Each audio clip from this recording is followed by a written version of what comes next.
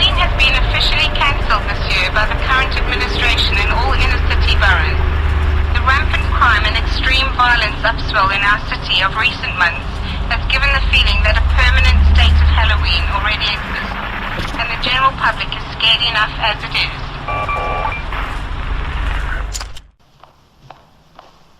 Morning, Charlie. Good morning, Doctor. Good morning, Alex. My name is Dr. Branham. I'm Dr. Brodsky's assistant. Good morning, Mrs. Lovely day, isn't it? Yes, indeed it is. May I take that? How are you feeling this morning? Fine, fine. Good. Now, in a few minutes, you'll meet Dr. Brodsky and we'll begin your treatment. You're a very lucky boy to have been chosen. I realise that, Mrs., and I'm very grateful to all concerned. We're going to be friends then, aren't we, Alex? I hope so, Mrs. What's the hypo for, then? Gonna send me to sleep? Oh, no, nothing of the sort. Vitamins, will it be, then? Something like that. You're a little undernourished, so after each meal, we're going to give you a shot. Roll over on your right side, please. Loosen your pajama pants and pull them halfway down.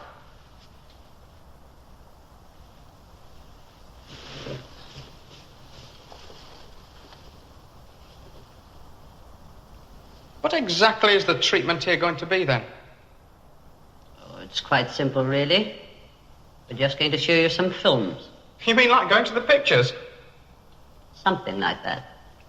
Well, that's good. I like to viddy the old films now and again.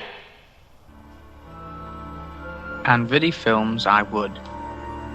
Where I was taken to, brothers, was like no cine I ever viddied before.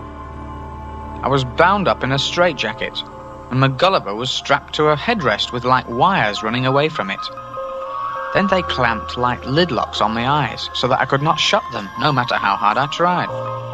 It seemed a bit crazy to me, but I let them get on with what they wanted to get on with. If I was to be a free young Malchick again in a fortnight's time, I would put up with much in the meantime, oh my brothers.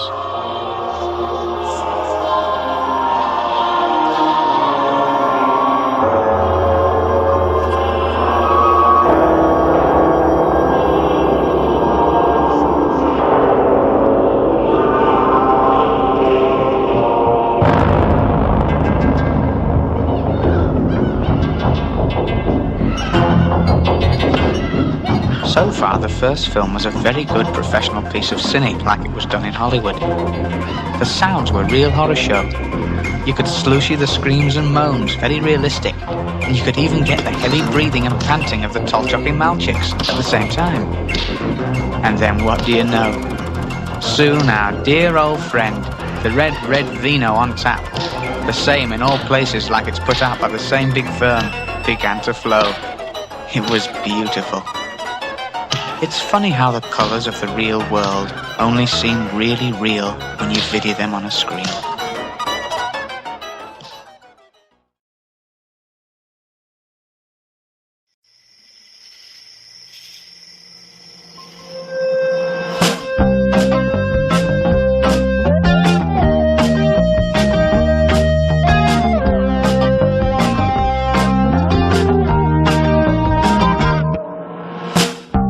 Welcome to the occupation. Time to eat the bugs.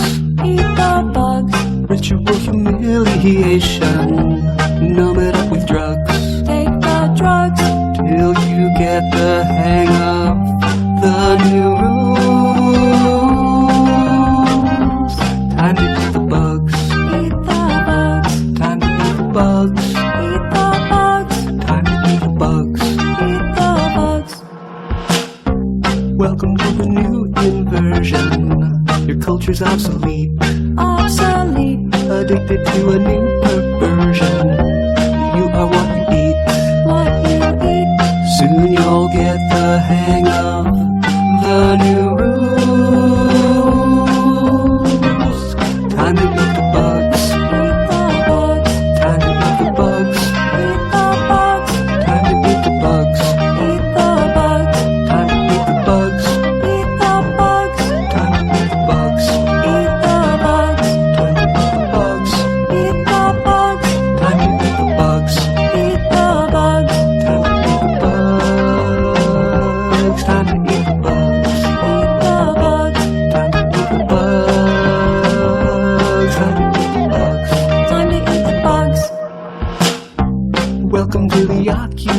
castration. Time to eat the bugs. Eat the bugs. Mandatory chemical castration. In the name of love. Name of love. Soon you'll get the hang of the new rules. Time to eat the bugs. Eat the bugs. Time to eat the bugs. Eat the bugs. Time to eat the bugs. Eat the bugs. Time to eat the bugs. Eat the bugs. Time to eat the bugs. Eat the bugs. Time to eat the bugs. Eat the bugs. Time to eat the bugs. Eat the bugs. Time to eat the bugs. Time to eat the bugs. Eat the bugs. Time to eat the bugs.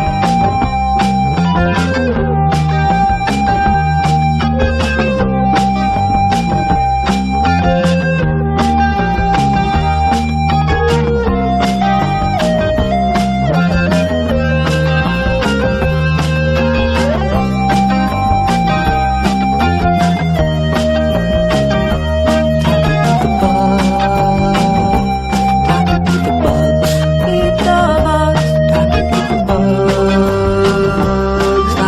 the bugs.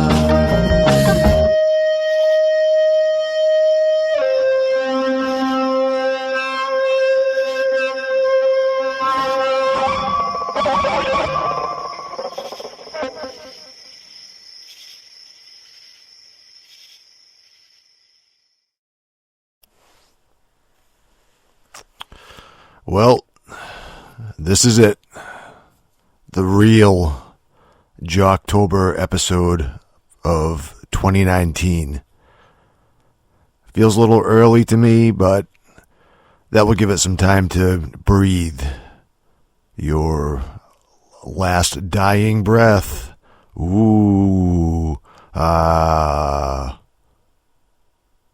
Welcome to the Grunt Free Press Podcast, episode 224. The last one before Halloween. If this is your first time joining us for this ancient pagan holiday, and you're wondering how this week will be any different than any other regular non-denominational episode, it has to do with blackface. It's the one day out of the year that I don't wear it. Other than that, some horror games, some stories that don't go anywhere. I'll probably run out of steam about 20 minutes in. Basically the same, but with a big, steaming, heaping helping of spook juice drizzled all over it. And yes, I mean come. Go to www.gruntfreepress.com if you dare. Email podcast@gruntfreepress.com to be entered in this year's trivia contest, where you'll have a chance to win fantastic holiday-themed prizes, just also come. I'm absolute B aside. The B stands for boo. It's been a long week. I usually take off the last week of October to get all my dead ducks in a row. I have a little extra time to prepare an extra special, haunting, ghoulish, dreadful show for you guys. But I couldn't do that this year because I got a new job I started, so I didn't have enough time off built up.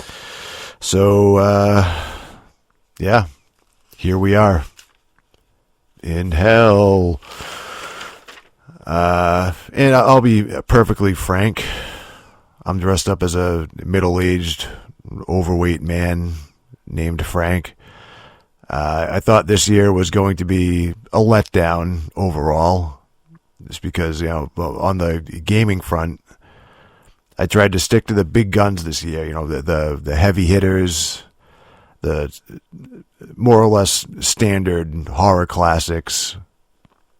And those range from like I don't think these games even classify as horror games, like fucking like Dead Space 2, which is pretty much just like an action game with some horror shit in there, to like, this game is such an abomination. I don't even know if I like video games anymore, let alone horror video games, like Condemned 2. Yeah, man, that game sucked, some rancid shit.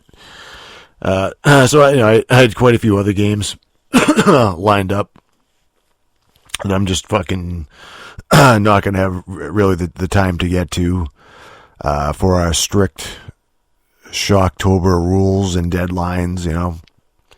My boss is a real ball buster about that, a real stickler, a real Henry stickler. But a little dead, decaying birdie once told me that there might be a horror game bleed through after the show, so stay tuned for that. I mean, we still have Necrotic November to look forward to, as well as Deadly December, and then Jewy January, Faggot February. You guys have calendars, you know what the holidays are. So I was kind of looking forward to October being over and done with, so I can play the new Call of Duty for hours on end, like the casual piece of shit that I am. I had reserved myself to playing these fucking mediocre to bad horror games for the month, and that was the case. If that was going to be like what was going to happen, I'm like, oh, cool, dude. Horror, I play horror games all fucking year round. But this October, as usual, just stick to it. And I'm like, well, if these are going to be bad, I mean, like fucking a lot of the games, just like, I'm just not feeling a lot of these. I'm like, oh, if that's going to be how it's going to go this year, I mean, let's like really just eat some shit and just play like really bad fucking games.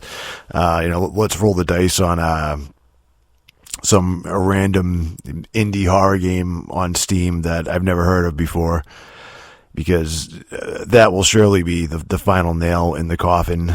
Like that'll really make me want to blow my brains out in public on Halloween night, like G.G. Allen used to say he was going to, but instead he overdosed on heroin, like a common run-of-the-mill me and every other person that I know. So I see this game pop up in the featured section on Steam. Like one of the only fucking horror games that I've seen advertised all month on Steam. Which it was just kind of sad to think about, truthfully. I mean, Steam will fucking push dicks in your face all day, every day for like gay Pride Month or whatever, but really no fanfare for October. No fucking, hey, here's the Steam fucking Halloween Hootenany sale and all these horror games that are on sale, and come check these out, and all that shit. They didn't really do that. So yeah, there is this game on there called The Beast Inside, which is not a particularly good name. I guess saw that and I'm like, oh, well, let me guess with this fucking game. Like the twist is going to be that you're a werewolf, and it's probably going to be like a shitty werewolf game. I'm like, all right, dude, like let's check this out. Like this is going to be fucking bad. The font they use for the title is very similar to The Evil Within, which there are two of those games. I played both of them, and they're both not very good either. So I'm like, well, The Beast Inside. It reminds me of just like looking at it. I'm like, The Beast Inside, The Evil Within. I have to do like a double take every time I say or write it to not call it The Beast Within, which was actually the subtitle to one of the super cheesy live action FMV Gabriel Knight games. So also, I'm looking at the screenshots and videos on the store page for this game, and it just looks like the most generic, just, you're going to be walking around the old house with a fucking, lantern, and you're collecting notes type of games, and fucking like running and hiding in closets. And I'm like, all right, here we go. This is a fucking just going to be a bad fucking, indie Steam fucking horror game. Like this, that's what I'm prepared for again. Just fucking drive this fucking month into the ground. Well, holy shit. It was a goddamn bona fide Halloween Christmas miracle, because The Beast Inside is good. It's really good, as a matter of fact. I don't want to like oversell it or anything. Like it doesn't like reinvent the wheel or anything. It's not like, oh, holy shit, this is like a new fucking reinvents the genre. Nothing like that.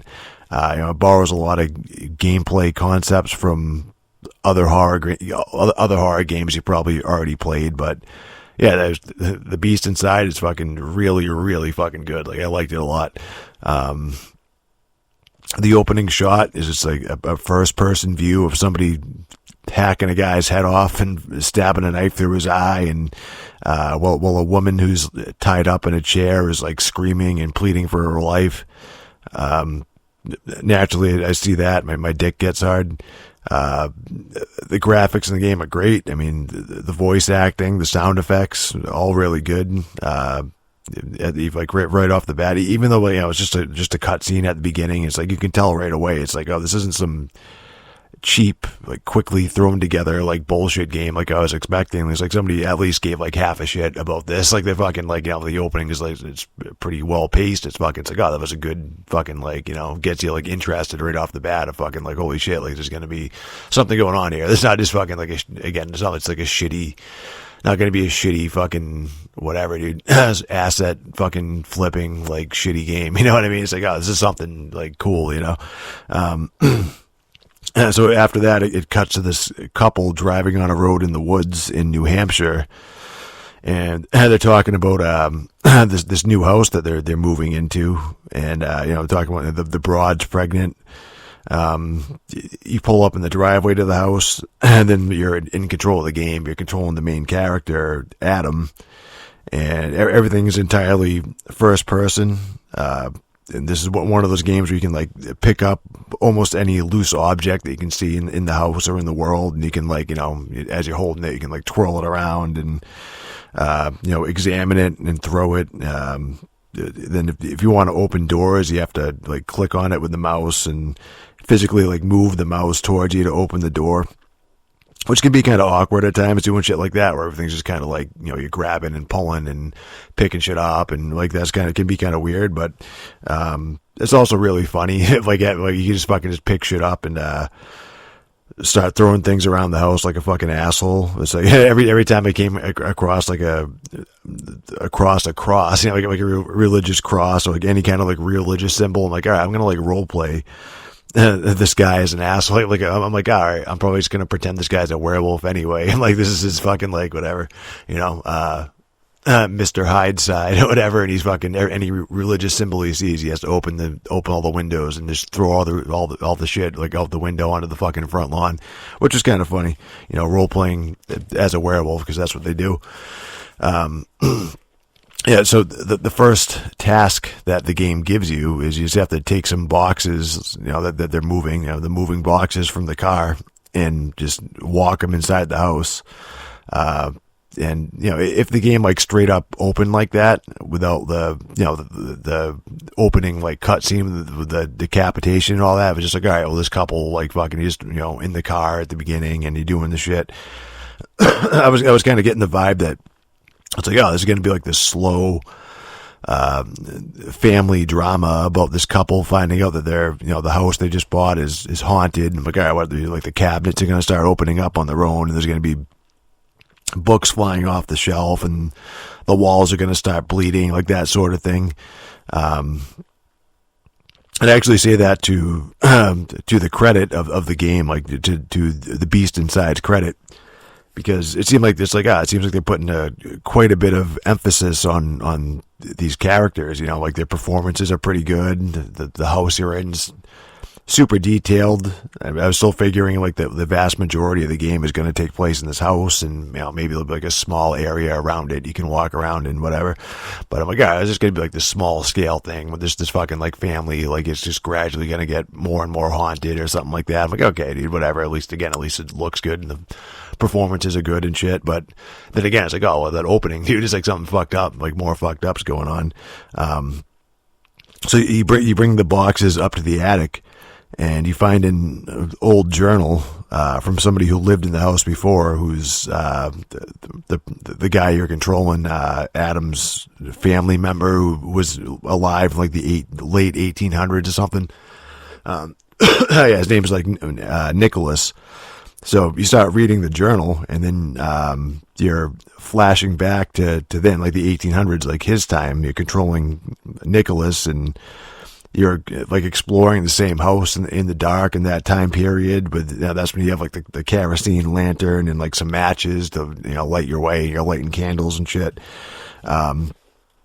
Then yeah, for the rest of the beast inside, you're taking turns, like you're swapping with the two characters. You're alternating between them each chapter.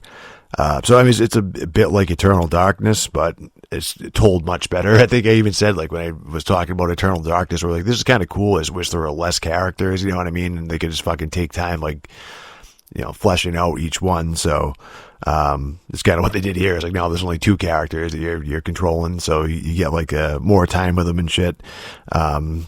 It's barely survival horror in the traditional sense. Like there's like the only resources you're worrying about are the kerosene and the matches, and there's fucking like just tons of those lying around. You don't need to worry about that. It's almost like a modern horror game, you know what I mean? It's not like some like archaic, like, oh, we're trying to fucking make it difficult or whatever. It's like, no, it's just more like fucking what you would expect from playing like a modern horror game. There's chase sequences you're doing where you're running from fucking monsters. A little bit of platforming. That there are some jump scares, but it's paced very well. I mean, most of the time when you're controlling Adam, his levels take place in broad daylight, where you're exploring pretty far out into the woods, and a lot of that's fucking beautiful. Like the wilderness and shit is great. So, some of the best looking woods I've ever seen in a video game. It's just fucking like, this looks fucking phenomenal. So as you're doing that, like, different objectives, like, oh, go find like some barn somewhere and, fucking, go check that out. So you're just kind of going down paths in the woods and shit. It's like, it's fucking gorgeous. It's like, this looks fucking great. But yeah, but like those moments that those let you like take a breath, and just establishes like, all right, well, this is like the normal, how this place is normally when it's not all fucked up, and like, you're running through fucking shit in the dark, and there's blood everywhere and shit. It's like, oh, this is like just like the normal fucking woods and shit. Yeah, not that even that those those like levels are boring. I mean, it's just they throw in like a twist where Adam's a Cold War cryptologist. He does like cryptograms, like trying to fucking decode shit, like whatever, the fucking wind talkers in World War II, only he's like in the Cold War. So it's almost like this spy thriller where he's starting to get paranoid that people are watching him. And then it turns out somebody really is watching him. It's this man in a suit shows up who like bugged his house, and you start seeing him. You try to like chase him down, and you end up going through like these mines and caves, and you find like these little hideouts he has with fucking like all this surveillance shit, and through abandoned buildings and shit. So then, and even like that, like the play space you're in, like that ends up like way bigger in scope than I thought it was going to be. I mean, like the act with just the house, like that's just like a small part of it. It's like, oh, there's a bunch of shit you're going through, like different levels or like different complete levels, like very different shit you're doing. Somebody ends up breaking into the house, and his wife calls the sheriff, but Adam's like not sure if he can even like trust the sheriff in the town, and he might be like a commie in disguise, and he starts to think that even his wife might be like a Russian spy. He's been playing him for years, like just fucking like she's undercover, fucking just fucking for the past like 10 years or something. Like she's been fucking trying to get to him just for his job. It's fucking then you start thinking like, oh well, the beast inside, maybe it's not it might not be the twist. The twist might not be that he's a werewolf. Like maybe the beast inside is his wife, and like all that shit, and you can take it like other ways, and like you're not really sure what's going on. It gets kind of heady, he starts going a little bit crazy, and every time he reads a journal entry, then you go when you play as Nicholas and shit, and then like it'll flash forward to Adam, and he'll be like blacked out, and he'll wake up in strange places. Like he'll start the level, he'll be like in the bottom of a well somewhere trying to get out. Or, you'll wake up in a fucking car that just crashed into a lake or whatever, and you're trying to like escape it before you drown. And he doesn't know if he's being drugged or what, or he's going fucking like nuts and just having like these like episodes where he's blacking out. Then as you're playing, Nicholas, it's much darker and more aggressive. When you're in the 1800s, you're exploring like these, hotels and mines and, like a swamp where there's these giant dune worms in the water, and you have to like play Tremors with them, and you're jumping from like one rock to another and staying in safe spots, or throwing rocks in the water to have them chase it so they get distracted long enough for you to get out and run to the next spot.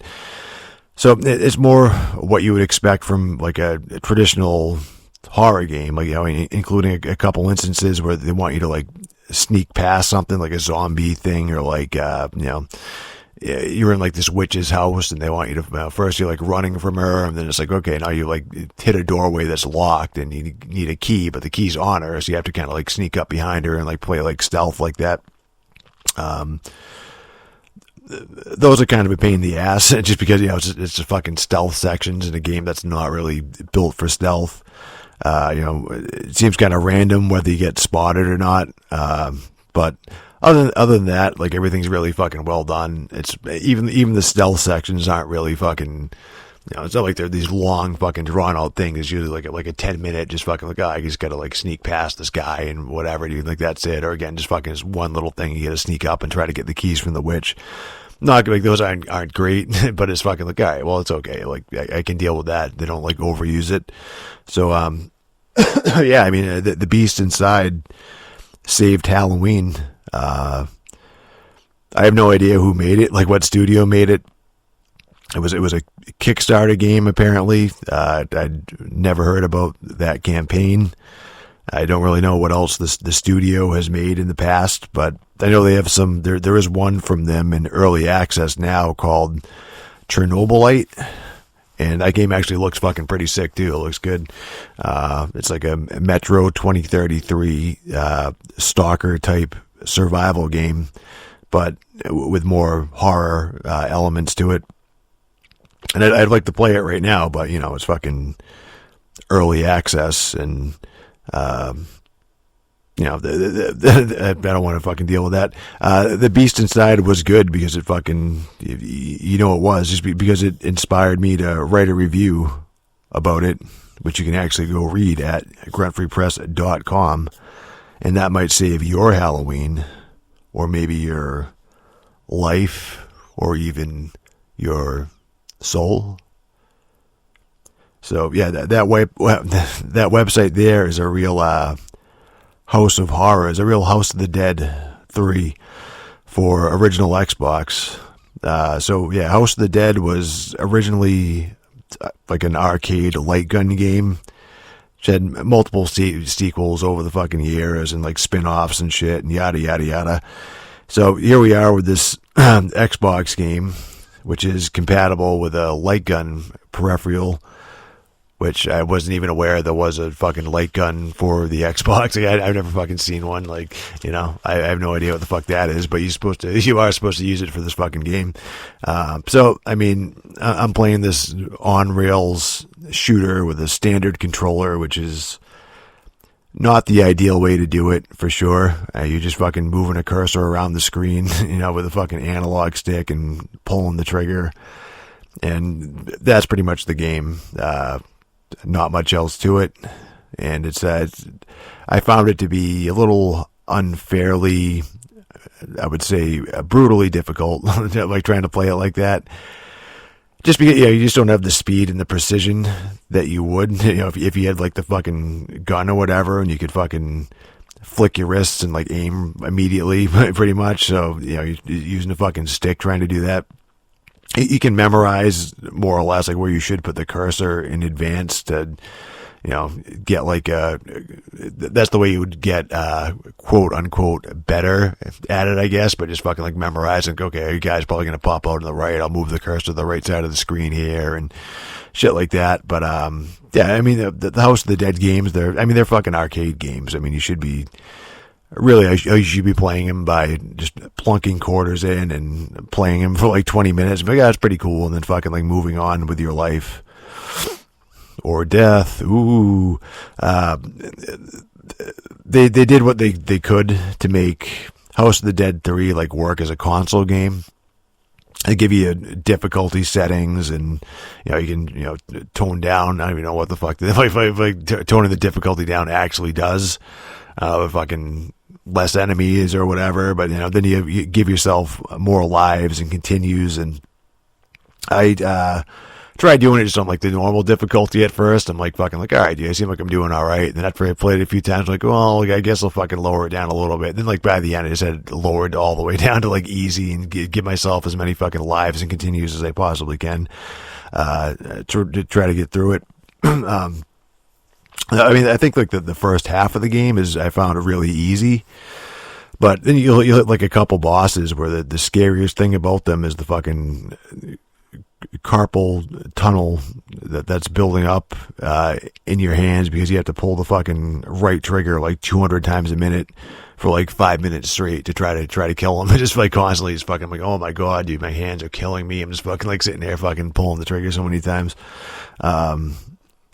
So yeah, I mean, I think the House of the Dead 3 in particular, I think it's a fun enough game to like throw in and just blast through. Yeah, just put it on fucking easiest shit you can, just like blast through it and like give it like 1 or 2 tries. But it does get old pretty quickly. I mean, it's like, ah, cool, I'm shooting these zombies and there's this fucking King Kong sized sloth bosses and shit, and big gay mutant bikers, and it's pretty gory as you're blowing their heads off and punching holes in them and shit. But it's fucking shallow, almost like it's a fucking arcade game or something. You know what I mean? It's fucking like it's what it is. So with the Xbox version though, once you beat House of the Dead 3, you unlock House of the Dead 2.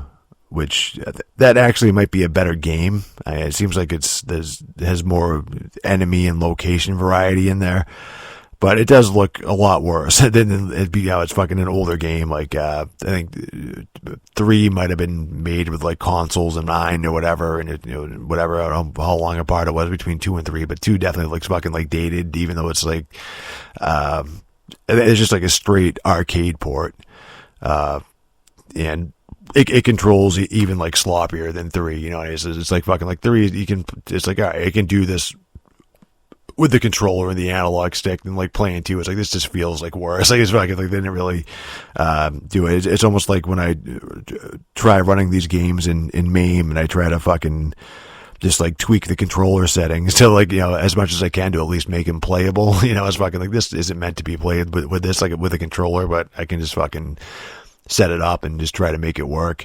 because that's pretty much exactly what it is. It's just fucking like, oh, here's like an arcade port, and I don't know, dude, you can fucking use a controller, I guess. Like, I'm sure it'd be alright with a fucking like light gun, but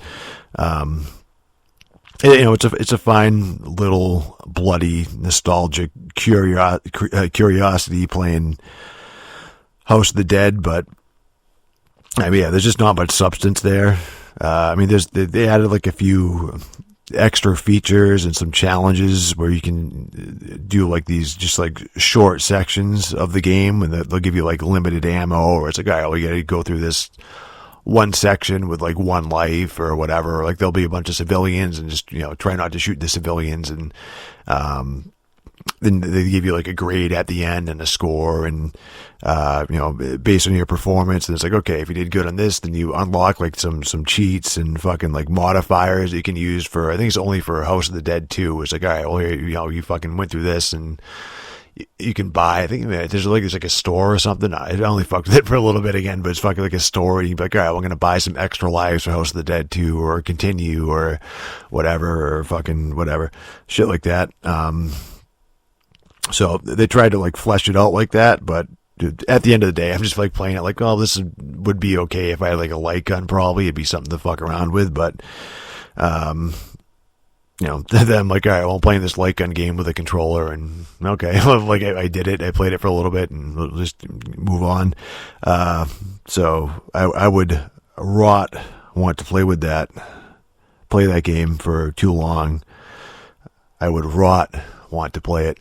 So yeah, there's this free like 15-minute game out called Rot, which is based on a web movie, which is also called Rot.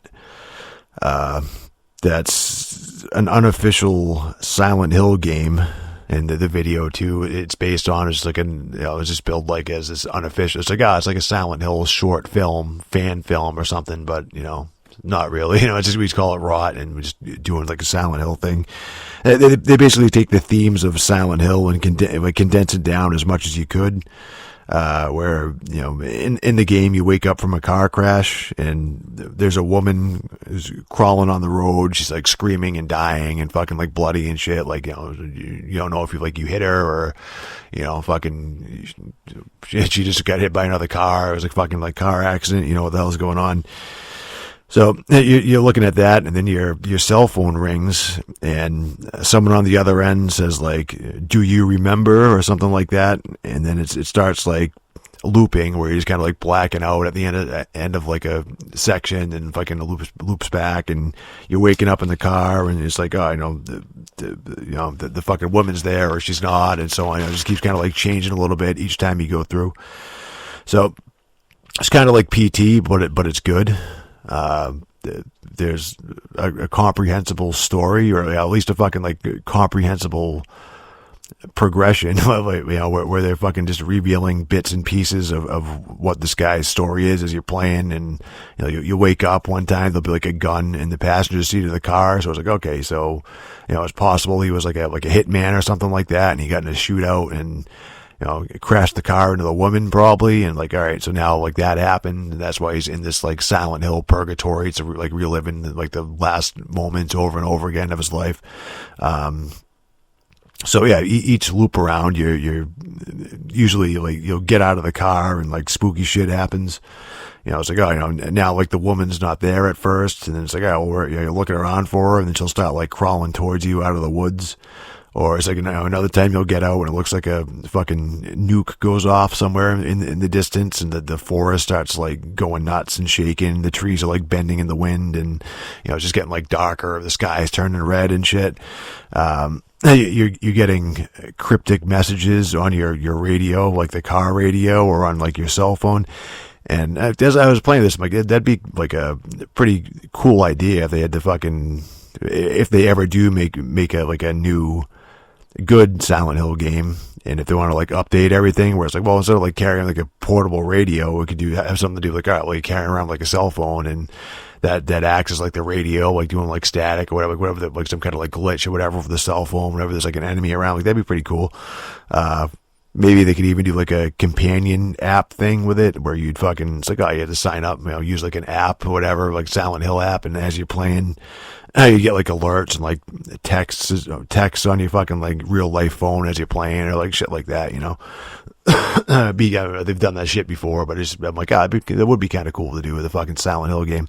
But that's probably never going to happen. So instead, we have Rot, an unofficial game adaptation of an unofficial movie. And yeah, the game's actually not bad. It's a decent like mood piece. It's got some good atmosphere. I'd recommend checking it out if you can. It's fucking free, so why not? I actually watched the video that it was based on afterwards to check that out, and like, all right, well, I played the game, let's see the movie then, watch the fucking video. And I don't know, I thought like the video was okay. Like I thought the game was better. Some of the acting in the video just isn't great, and the quality of the special effects are kind of all over the place. It's like some of the scenes seem really like fucking like out of place for anything. It's like okay, well, they're going for like a Silent Hill thing, but this just seems Like it is nothing. Like not like this wouldn't fit in a Silent Hill anything here. You know, like the guy fucking wakes up in the car one time. There's like a dude behind him. He sees in the rearview mirror and like full body armor, and he's fucking like just like walking towards him, shooting at him with a rifle. And that looks like something. It's like this seems like like something out of like an action movie, like from Heat. You know, not fucking Silent Hill. And then other shit, just like, oh, there's just too on the nose. It's fucking like, oh, here's Pyramid Head. Like, he pops up for a second and he fucking, like, kills somebody. And it's like, you know, I know that fucking Pyramid Head is, like, the iconic symbol of the fucking Silent Hill games, but, you know, he really only has a place in that one game, you know, only, like, the second one that he was in, you know, Silent Hill 2. And then, like, whenever they pop him in somewhere, like, outside of that, it's like fucking, this seems like just, like, fan servicey bullshit. Like, that was, like, he was just kind of confined to that fucking one game. It's fucking, oh, people like him. It's like a fan thing. He's like a, you know, that's the fucking face of Silent Hill, like, fucking, you know what I mean? So it's fucking, oh, throw him in there. It's like, nah, it's not, it wasn't just, like, some standard enemy or whatever. It's like fucking, like, no, he had, like, a whole thing with that game that made sense for James or whatever. Now it's fucking just don't throw him in anywhere. Silent Hill, here's Pyramid Head. It's like, that's shitty. So yeah, play the game Rot. And you could watch the video too, I guess. I mean, that's also free, so why not? Why the fuck not? And it's only like 9 minutes long, but yeah, again, I wasn't as hard up on the video as other people seem to be. Like, as I was looking it up, it's, you know, had a bunch of views and everyone's like, oh dude, this is great. And I'm like, oh cool, did I watch it? I'm like, yeah, I don't know. Like, it was okay. I like the game better. So yeah, that's it. That's Halloween for you. Can you hear me? It's Dr. Morgan. Your delusions almost took the life from you this time. My face, it's in bandages. Where am I? Who am I? You must have thought you had somewhere important to go when you stole that car. Oh no. You did a lot of damage to that face of yours in the crash. I'm sorry, I can't believe... No apologies. All we need is your best effort. And before you can give us that, you need some rest.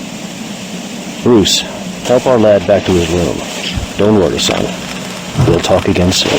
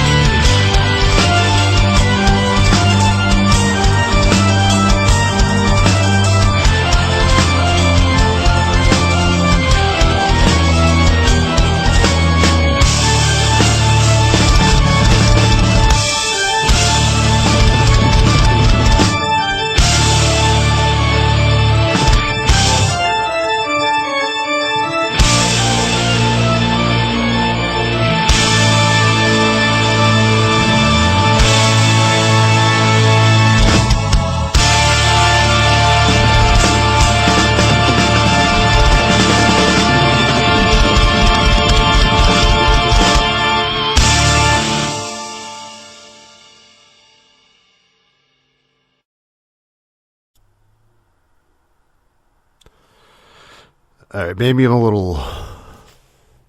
little off tonight, and I need to be forcibly placed in a sanitarium. The old PC adventure game Sanitarium, that is, in which, not unlike this relatively unknown, I think, obscure game called Silent Hill, Sanitarium starts with the protagonist getting into a car crash. He wakes up in a mental asylum that is on fire, and he's trying to, an alarm's going off, and he's trying to figure out what happened to him, why he's there, what's real, what's in his head, why his face is all bandaged up. There's a very strong through line to a lot of these games, isn't there today? Or it's fucking like, oh, people are going crazy. They don't know what's real or not. Sanitarium uses a top-down overhead. I don't know, I guess they call it a three-quarter perspective, where it almost looks like Baldur's Gate or Fallout or, the other fucking old-school computer role-playing games. But it's an adventure game where most of what you're doing is walking around. You're talking to people, picking up different items, and solving puzzles to fucking go to the next chapter or whatever. So the art in the game is fucking phenomenal. The backgrounds are all hand drawn, and they're just scanned. You just tell us fucking somebody's drew them all, and fucking they scanned them in. Scanned them into the fucking game. There's some full motion video cutscenes that didn't fucking age too badly either. It looks pretty fucking good. Sanitarium is a game that I played back in the day. And I love the way it looked back then, and I was worried, oh no, is it gonna suck now? I'm gonna fucking play it. It's gonna pull a fucking condemned bloodshot on me, and I'm like, it's just gonna look like a fucking mess now. But oh no, I was playing it on Steam. The Steam port's fucking solid. It's fucking great. It's not like they didn't remaster it or up-res it or anything like that. They just did a good job making it run on modern hardware, and just the fucking graphics in it just hold up, I guess. It fucking looks great. The gameplay in Sanitarium, on the other hand, it's a slow game.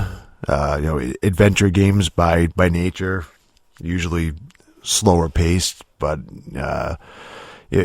moving your character around in Sanitarium, you have to click and hold the mouse around him, like in the direction that you want him to move, and then he'll very slowly just kind of like take his time and like shamble over to where he's going.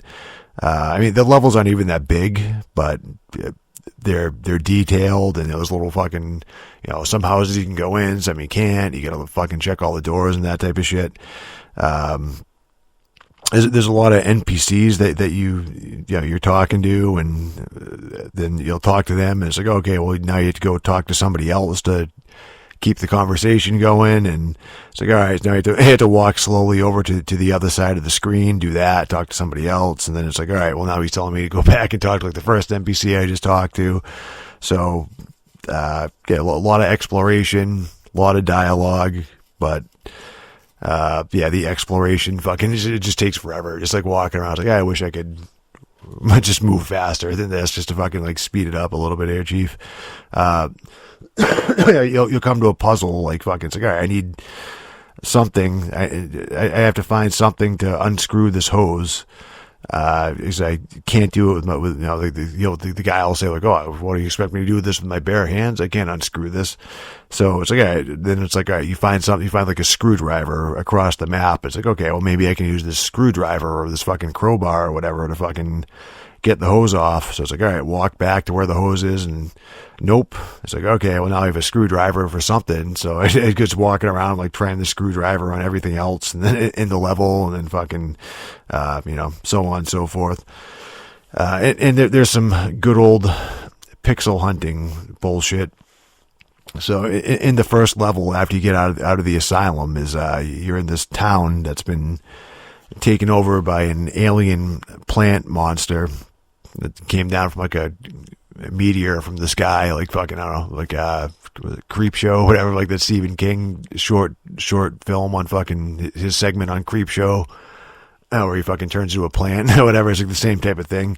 But in the town, all the adults are gone. You find out they're dead. Like the kids killed them and put them in like the schoolhouse or something. Hit them in there, because the, plant thing like told them to, and, like there's only mutated and deformed children that are left in the town. If they don't do what the plant says, they get sent into the pumpkin patch, this fucking locked pumpkin patch. There's like fucking all this legends around it where crows like peck out their eyes and shit. So it's a good Halloween theme there, at least. So yeah, one of the things you have to do in that town though is you have to play hide and seek with this group of kids. Which it means like, all right, so you get there, you're talking to people, you're slowly walking around, figuring out like, all right, where can I go? What can I pick up? Where are these puzzles? What am I going to need to fucking like do this shit? And then you just start talking to the kids like, all right, well, we're going to go play hide and seek. And they all just hide in the town. So then that means you have to double back to every corner of the fucking town map that you've already been to. And again, you're just walking like slowly, like, all right, dude, where the fuck are these kids? But to get one of the kids out of their hiding spot, they want you to ring this church bell. There's a big church, and so I'm like, all right, so I'm there, like, I see where the bell is. I'm like hovering the mouse all around there, everywhere near the fucking bell. I'm looking for, is there like a lever somewhere or like a rope I should be pulling? There's like a fucking flagpole outside the church. Like, do I climb the flagpole and like go up there? And do I need an item to climb the flagpoles and get up there and like hit the bell or whatever? I'm like, I can't find anything. I'm like, fucking like, I don't know, dude. I was looking around for a while again, just fucking something I missed, but I can't figure out what it is. And yeah, but I hated to do this, especially because I'm pretty sure that I beat Sanitarium originally back in the day again. But pretty sure I did that with like no hints. I just fucking, my God, I remember fucking liking the game and just going through and just, working my way through everything. But I'm like, fucking, all right, pretty much the first level. I'm like, I'm pretty stuck here, dude. Like, I don't want to just keep fucking walking around town. So, I bring up a walkthrough, and the game wants you to throw a rock at the bell to ring it. All right, but it's like, it's one of those deals where it's like one specific rock on the ground that you can pick up and put in your inventory, as opposed to like, the 500 other fucking rocks around the town, or it's all fucking like rubble and stone everywhere you fucking look. But apparently those are immovable objects. It's fucking, it's like, that one rock there, like that's the one that you need. So yeah, one of those fucking puzzles, dude, where it's fucking, I don't know, this kind of sucks. So yeah, at that point, like figuring that out, I'm like, all right, dude, like, I don't know, like, I don't know if I want to fucking deal with this right now. It's like fucking, it's like cool. I love the graphics and like I like the story. It's pretty interesting and everything else. But I just wasn't in the mood for this kind of like adventure gamey hogwash. And I'm like, all right, well, I'm looking at the options too. It's like, if I can find an option to, like, I might have missed, like, is there like a run button somewhere, or is there like a way to like, whatever, like in the RPGs, you can hit tab and it'll just like highlight all the objects you can interact with and all that shit. But I don't think there is. So yeah, I don't think that's the deal. Just the controls are really, like, everything's like really basic. It's a simple game where you just, you're only carrying a couple inventory items at a time. The puzzles aren't like crazy, but just the fact of like the exploration trying to find that shit is ridiculous. But yeah, I get to like, the level or two after that. I'm like, all right, dude, that's kind of like, I get to like some circus. I'm like, this seems cool. I like it looks fucking great, but I have fucking other games, to play. You know what I mean? I can't be fucking like stuck on this shit. It's like walking around slowly talking to people for days and days. Like, I gotta fucking, I don't feel like fucking having the walkthrough open the whole time either. It's not I gotta keep going. I don't want to have to deal with that suffering for the Xbox home entertainment system. So yeah, the Suffering was kind of a big deal. I remember when it came out, Stan Winston helped design all of the creatures in the game. So that was one of those like Hollywood ties that all the shitty gaming media would like latch onto and like write stories about. Because, most of the game critics are actually failed movie critics. So, they fucking love that shit. So, The Suffering is about a guy on death row, named Torque, who has these hallucinations about his wife and his kids, who he the game starts out and it's fucking, everyone's kind of like talking about him behind it, like whispering like, oh, there's Torque, and you hear like he murdered his wife and kids, but it's like, oh, maybe he did, maybe he didn't. The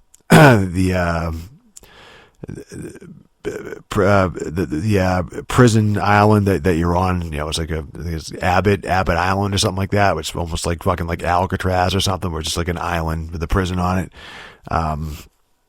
So yeah, the island gets overrun with these monsters that fucking mirror different execution methods that were used. Like, there's little hunchbacks that have hypodermic syringes coming out of their eyes, and they throw needles at you. There's these big fucking guys with guns on their back that'll pop up from the ground. They're like tied to those wooden like firing squad posts, and they'll turn their back and fucking just start shooting you with the fucking guns on their back and shit. There are these gimps that walk around on blades. They have like blades on just like swords on their hands and their feet. I'm not even sure exactly what execution like that would be. Like, I don't know, guillotines, maybe like beheading by swords or something like that. I have fucking no idea. But they kind of look like Voldo from Soul Calibur.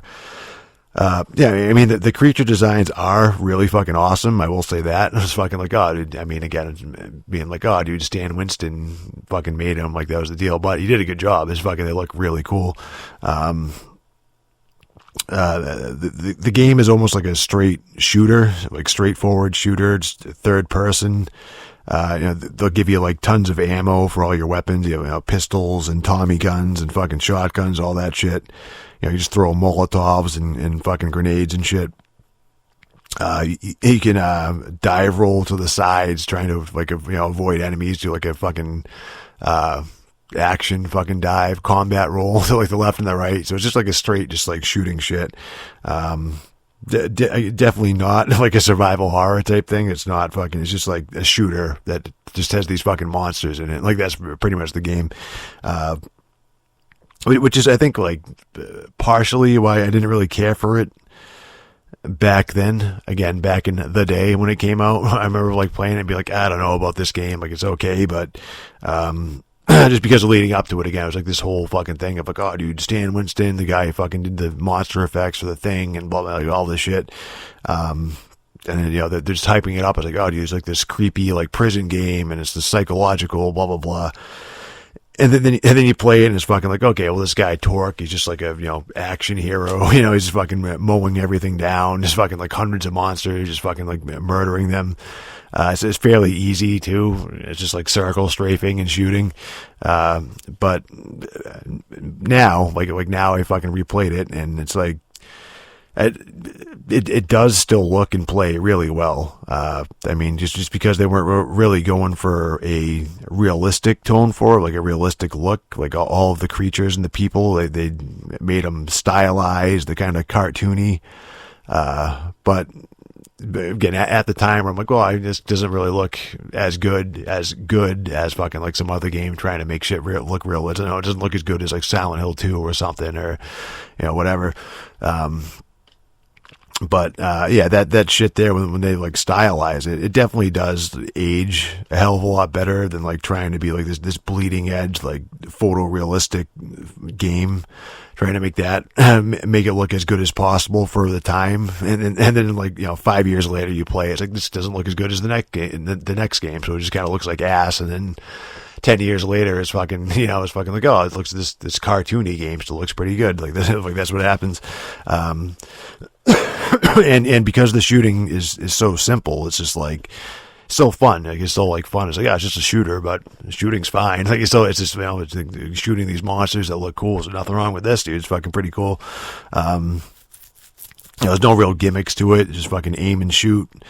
And the levels are really linear, and it's usually clear where they want you to go, even though it could be like, they could have made it super like complicated. This fucking like prison where you're, you know, getting all these items to fucking unlock doors and keys and all that shit. So it's just fucking like that. You just kind of go forward, you clear out a room of fucking monsters, and then the door will unlock, or you find a lever and you fucking pull it, and there's nothing like too crazy. It's just fucking you know, move forward pretty much and just keep going. So, you know, you're not searching for fucking one specific rock on the ground. You have to throw it a bell or anything. You know, it's just fucking, just keep fucking going. Just keep shooting, and the game will keep moving you forward. So yeah, it's cool because, when you start to get like sick, it's, you know, yeah, it's, the first, whatever, first section of it's fucking like, okay, I'm in this prison. Prison looks pretty cool and, you know, creepy or whatever. You're looking at all like these cell blocks and corridors that just kind of look similar, and it's like, yeah, I'm getting kind of sick. If the whole game is going to be like in this prison, it's going to get kind of old. And then they'll like move you outside, so you have more of the island to explore. You're like out in the woods, like, you know, you're in like a quarry, or, you know, there's one level that's just like, you know, like a haunt. It's like, oh, it's a mansion on the fucking island. It's just like a big haunted house type thing. So they mix it up enough that you don't get fucking like bored of the shit. You know what I mean? It's fucking like, all right, this is like a one note kind of thing again, where it's even like simple. It's like, I'm not gonna want to do this for hours on end, but so they keep like mixing shit up with the scenery. It's like, okay, cool, I'm seeing something different. So yeah, the one big complaint that I have is that they reuse the same creatures a little bit too much. I mean, they look cool, but it's like you're seeing the same. Like the first couple hours of the game, all you're fighting are those fucking, you know, gimpy Voldo guys. And then it's like, all right, well, then like, oh, here's like these fucking like needle babies that throw fucking needles at you. And it's like, okay, then you keep going for the next hour, you're just like shooting hundreds and hundreds of them. Then it's like, okay, well, now they add like one more type later on. It's like, okay, well, here's these gunners or whatever that has the guns on their back. And then it'll be like an hour before you see something new as far as like the monsters go and shit. Where it's like, God, these are cool, but I'm seeing like an awful lot of them. Like these fucking keep shooting the same fucking enemies over and over again. So yeah, I wish they either made them tougher to fight, like, you know, they made them so they're you know, more of a threat when you were fighting them. You know what I mean? And then they could just use them less. You know what I mean? So it would be more of a challenge to fight one individual one. They're almost mini bosses or whatever, or you just, if they're going to do what they're doing, just throw hundreds and hundreds of fucking enemies at you. There's a little more variety, like a few more types of enemies would have been good. So, I mean, the suffering is it's not even that long. It's maybe 8 hours I played through it on normal. But yeah, it was a good time playing through it. It just does get a little bit repetitive after like, you know, 6 hours, you know. It's like, yeah, this could have been cut a little bit. It could have been cut here to make it just tighter. The last enemy type that they introduce are these witch girls who combust in flame, and then they dance around you, you know, and they leave fire trails behind them that, you know, they just kind of like box you in if you try to get around them, and you'll run into the fire, which fucking burns you and shit. And then even after you kill them, you have to shoot the piles of ashes that they leave behind after they die, or they'll come back. So yeah, it's just kind of like fucking, well, me, they have to face, like, keep fighting them over and over again, or I'm sitting here just like shooting into a pile of ashes. You know what I mean? It's fucking a little unnecessary as far as just doing the same shit. They have bosses in there too, which are okay. I mean, the boss fights are like puzzly, more like puzzles than actual like bullet sponge fights. You have to, like, you know, shoot certain switches when you can, or pull certain switches when you can, or whatever. You know, pulling fucking boxes, like some like gas chamber guy. You have to like fucking move these fucking boxes into these vents, so he can't fucking like move through the vents and shit. And then you end up putting him in a furnace or some shit, like pulling a lever to fucking shoot steam out to blow him into a furnace, like shit like that. your standard shit like that, facing gas chamber enemies. The last boss of the game kind of sucks, though. It's just this big version of the monster that Torque can transform into. Because he can transform into a monster, by the way, in the game. If you kill enough shit, there's this meter that will fill up, and then once it's full, you press a button, and he turns into a werewolf or something like, I don't know, some fucking like monster. I'll say a werewolf. But it's kind of useless. Like all he can do in that form is melee attack. You just start swinging your fucking arms around. There's like some alternative thing if you hold the left trigger while you attack. There's like a slide or something like that, but where you just rip fucking like the enemies apart. But it's all melee. Like he doesn't have any kind of projectile weapon, which is this is like not as effective as it's not as easy or effective as it would be just like shooting the shit out of shooting the shit out of these enemies in the face. Like you can just do that and strafe around them and not get hit at all. Or it's like, oh, I can transform into this fucking thing and run in there and inevitably get hit a couple times and fucking like, well, like what's the point of that? And fucking like lose health when I really don't have to. It looks cool. It's like I wish I could do it more, but it's just fucking not effective. You still take the same amount of damage that you would if you're in like human form, and it's not like the monster form has like its own health where you can use it until like his health drops, transform back into Torque and pick up from there. It's like, no, if you fucking just get hit enough, you're just gonna die as the fucking monster and it'll be game over. Not very strategically advantageous. The transformation looks cool. The fucking creature looks cool. It's just useless to use, which kind of sucks. So for the last boss, you're on a pier, and the boss keeps going under the water and just popping up and attacking you from different sides, and you can like, I'm sitting there like shooting it. I'm like, I don't know if this is like hurting it, and then there's like a crane. It's like, all right, so there's some crane up there. It's like the crane probably has something to do with it, and hit the lever on the crane, it drops this whatever, like Frankenstein ball type thing, and you fucking lightning thing. Press a button and it fucking Torque like absorbs some like lightning or whatever, and he starts like throwing fireballs. So like, okay, and it's like, okay, that's how you beat this boss. I guess you throw fucking fireballs at him. It's just fucking kind of out of place. The rest of the game this feels like a weird fucking way to end this. I mean, the story's not that strong in the suffering, and it's okay. It's just very, very simple. You're just, as you're playing, you're getting these flashes of Torque's wife and his kids, or like hallucinations. You'll see him in like jail cells. They'll be walking across a beach or whatever, and his wife and kids will be saying, well, it was like, oh, we forgive you, or blah blah blah, or they either say they forgive him or they're calling him a piece of shit for what he did, and you're still trying to figure out like if he actually killed them or not. It doesn't really progress. It's just like those flashes, like all you're really getting in terms of story. You pick up some notes and letters and shit, which are just like a paragraph or two, just some random shit. It's not like there's not much to it. It's just fucking like, okay, did this guy kill his wife or he didn't? And like there's these flashes going on. And then at the end of the game, it turns out that they killed themselves because their father was in prison. So the game's really a parable about black absentee fathers and spooky ghosts and monsters.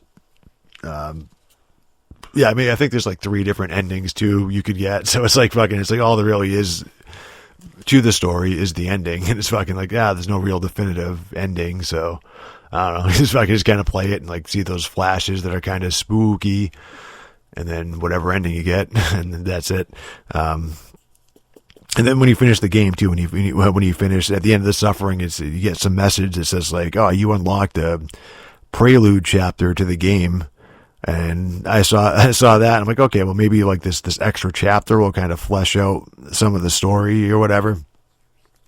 Like maybe it'll fucking just do more exposition. Like maybe the exposition will be at the beginning, but it doesn't. All it is just fucking shows Torque as he's arriving to the island, fucking Abbott Penitentiary. It was fucking like, all right, he's on a ship going in.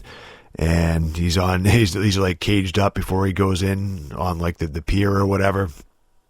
there's some inmates like picking a fight with them, and yeah, you just fucking like transform into the monster and just like slaughter them, and then like the normal game style. I don't think there's anything else beyond that. So I mean, that's fine. Like whatever. It could. It's just like fucking like, oh cool. So some like unlockable thing. It's like that really. It was like that could have just been in the game to begin with. Like it's not really revealing anything that would have like spoiled anything or. You know, it's not like you find out within 20 minutes they fucking like make you transform into that monster to like go on to the next level. So it's not even like a big deal as far as like the pacing goes. Like, they could have just fucking thrown that in there, or no, it's just like a weird thing to have a bonus of like fucking like, oh dude, you beat the game, you saw like whatever ending you got. Now here's the prelude, which is fucking like nothing to do with anything really. Actually, what I thought was cooler than the fucking game's super secret fucking beginning, yeah. So there's some bonus features on the disc too, and there's this TV episode on there that's just about haunted prisons. Which I'm not even sure if they made it like specifically for the suffering or not, but it's like, you know, it's just one of these like haunted location shows that were constantly on, and like around this time, like the early 2000s or whatever, it's, you know, ghost hunters and all that shit, and it's fucking all this fucking constantly on fucking whatever Sci-Fi Channel and the History Channel and like whatever, do Travel Channel of like all these fucking haunted and fucking spooky places around the globe. So yeah, it was just fucking, you know, I barely fucking watch TV, like real TV anymore. To begin with, but it's fucking like, oh cool, I kind of remember these shows from back then, and it's like seeing this like random fucking one that's just on the disc of the suffering, if that's like the only place you can see it. It's fucking, you know, it's just produced the same way, you know, the same format that fucking like all the shows used to have, where it's, you know, it seems like the same fucking narrator, you know, that fucking narrated all of them. You know, these fucking sit down bullshit interviews with people who work there, you know, who worked at this prison, or them telling stories about like seeing like shadows moving in and out of the cells, and all, you know, I was fucking doing my rounds, I heard fucking voices, and I went to see it and they were gone, and you know how they've, you know, and of course now it's like, oh, this haunted prison or whatever. I forget which prison it was. It was fucking like, oh, it got shut down in like whatever year. Oh, they've been doing like ghost tours ever since. You know, of course they have. It's not like they're trying to sell their ghost tours or whatever. I was like, oh, we're taking a tour, and like, you know, one fucking tourist, he got grabbed by something and, you know, thrown into the showers and raped by dark people, and they swear it was by ghosts or whatever, you know what I mean? It's fucking shit like that. So there is a sequel. So I like the suffering. I like playing through it. And then I'm like, all right, isn't there like a sequel I was seeing to it? Yeah, the sequel is called The Suffering Ties That Bind. I think I played it back then too, but I don't remember particularly liking it. And I wasn't like, all right, maybe I'll order the second one too. I'll play them like back to back or something. And I'm like, I don't want to be bloodshotted twice in 1 year, so maybe we'll hold off on that one till next year or something. You know what I mean? Just give it some time.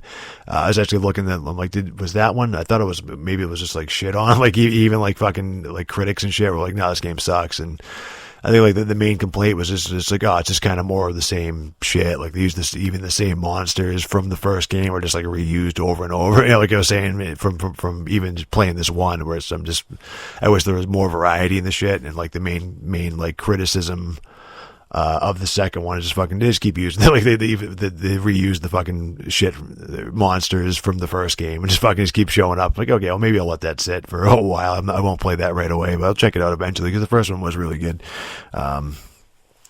And that, my boils and ghouls, is going to conclude this year's ghastly, grunt-free Rocktober hoedown. Yeah, so I mean, no more horror games for an entire year after this, and you know, back to my usual Minecraft and Fortnite discussions every week.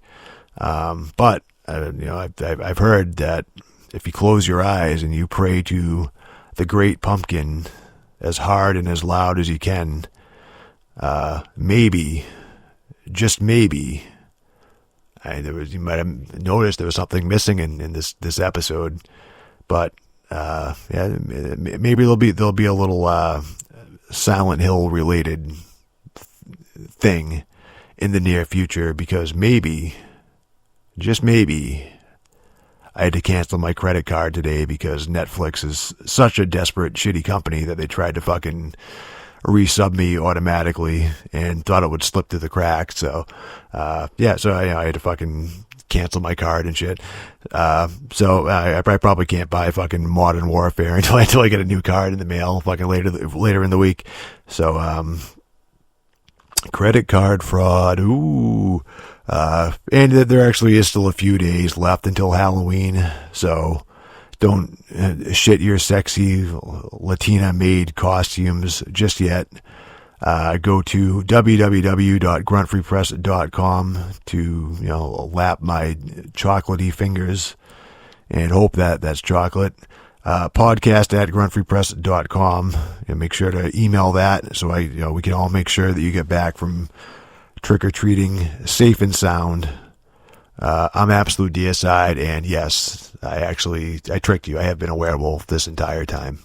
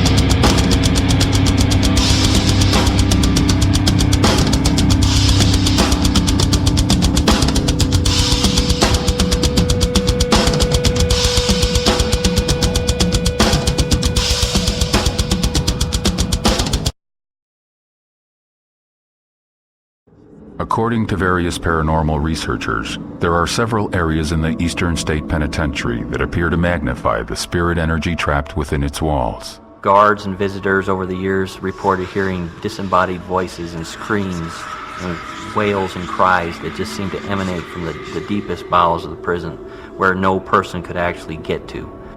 Ghostly encounters are not limited to the prison building alone.